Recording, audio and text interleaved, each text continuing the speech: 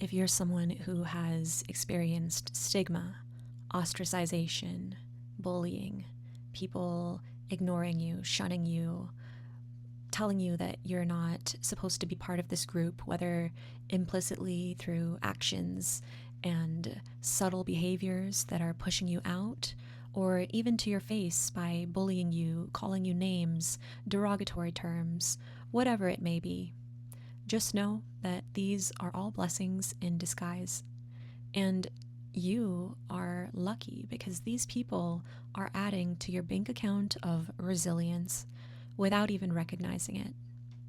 And so when you have been through extreme hardship in your life, you must know that you are so powerful. You are so powerful that you can control your mind. You can bend reality so that these situations are now serving you, and they are fortifying your ability to create the environment to impact your future in a way that is now going to benefit you. And so when people are calling you names, they're saying that you don't belong. Yes, accept it. You do not belong, not with them, but you belong somewhere else. You belong in some place that is going to excel you and help you recognize your greatness. Because if you don't fit in, that means you were meant to stand out. And that is not a bad thing at all. It meant that you are someone who was built to affect change in ways that influence the world, because you're not part of the masses. You are a born leader.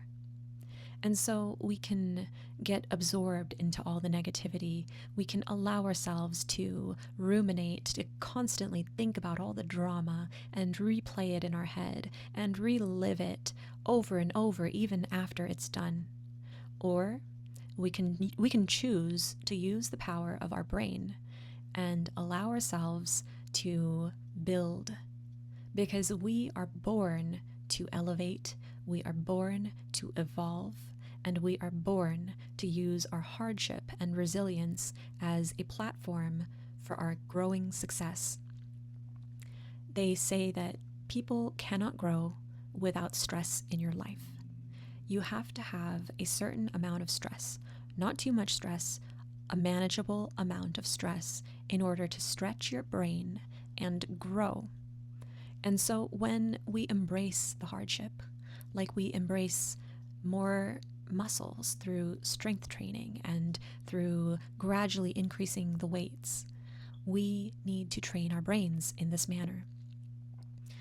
So when you do experience hardship, maybe it is a catastrophe and you feel clouded, you don't know what to do because everything feels like the world is caving in, and you might be going through these waves of negative emotions because it's hard to step out of it, especially if you're alone. But being alone is also a blessing in disguise. Yes, the waves of hardship, as we've discussed, are necessary. But being alone allows you to create the environment in your mind that will navigate you in the direction that you need to go. Of course, having other influences doesn't hurt, because those might positively impact you as well. But when you have people constantly putting their opinions on you, telling you how to think, how to behave, giving you suggestions that are constantly based on their internal truth, their internal guidance system, their internal philosophy about life, then how are you going to access your own? How are you going to build yourself if you're following the playbook of another person and not your own? You can't. You have to take a step back and sit in the discomfort of your mind in order to access that inner guidance that is telling you so deeply that this is what you need to do with your life. This is why you went through hardship. This is your true meaning. This is your true purpose. And when you can embrace that, and you can embrace the darkness, you can embrace the discomfort, you can embrace the silence, you can embrace being lonely, you have to recognize that the difficult things in life are necessary if you want to succeed. We can complain about our past. We can talk about the stories that we've been through. And yes, in a sense, that can be helpful for some people. Because when you share your stories, you share your experiences, you're able to relate to other people. And as humans, we need other people. We need to belong. We are built as a species that works together, collaborates in order to grow and build something greater, something meant to leave a legacy.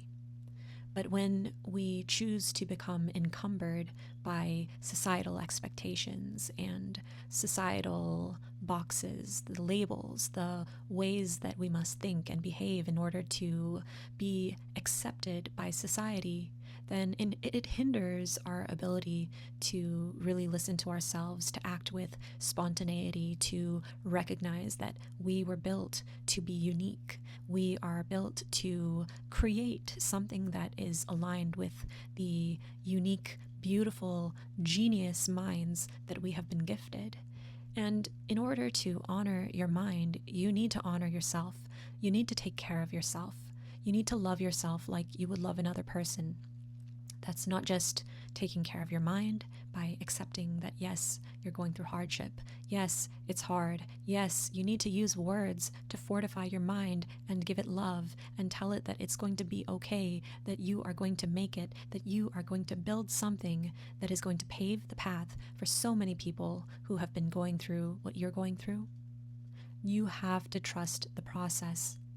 And so fortify your mind, love your mind. Everything starts in the mind.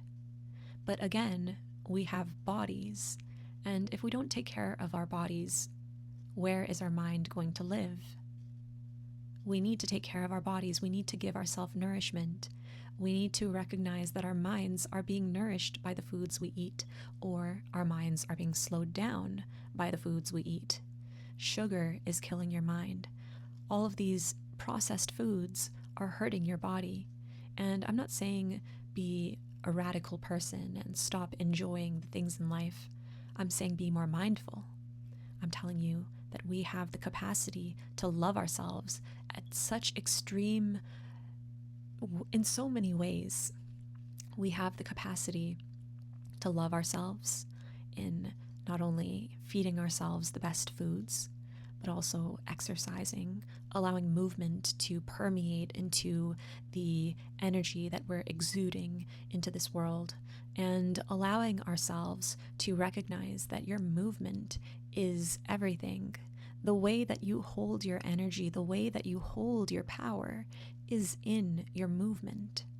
And that doesn't necessarily mean that you have to act all crazy and out there. And I know with social media nowadays, that's kind of the expectation. In order to capture people's attention, sometimes we have to be a little bit extra. I'm not saying do that. I'm saying do, and I'm not saying don't do that either. I'm saying do what feels natural.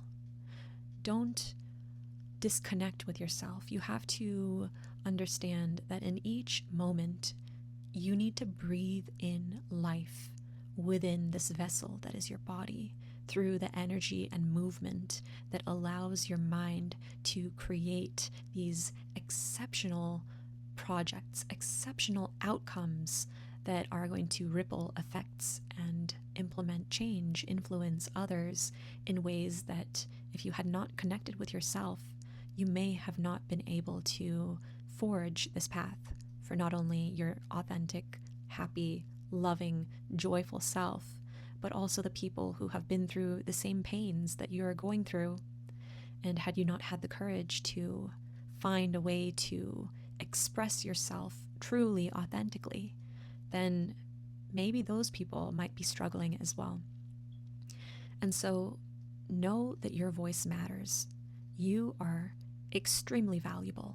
We are all interconnected in this world, and without each and every individual expressing themselves in the ways that are authentically good for them, and by good, I mean in ways that allows you to pursue the things that you want in life, Maybe we might feel fake when we're doing it, but it's all about that learning journey, all about making those failures, all about living the experience, trying new things. It doesn't matter if people are judging you. It doesn't matter what the naysayers are saying. It doesn't matter what the haters are commenting. It doesn't matter what the cheerleaders are promoting. You need to do what feels right to you, because when you start to align with yourself, the world will align with you. When you start to love yourself unconditionally, the world will love you. And so just relax. Understand that you are being taken care of. And every problem that enters your life, this is something that is meant to teach you and guide you. These are things we all know. These are things we all recognize. It's so easy to say it, but to really live it and have the acceptance that the world is your teacher. It might feel like you're lost, that you don't know what you're doing, that you just want to focus on the negative. But when you recognize the world is your teacher and the guidance is within you, and in order to attain the guidance, you have to be still and you have to find stillness within movement. Once you're able to do that, the whole world will reveal itself to you. So trust the process, embrace the pain. You can do it. Lots of love and good vibes. Peace.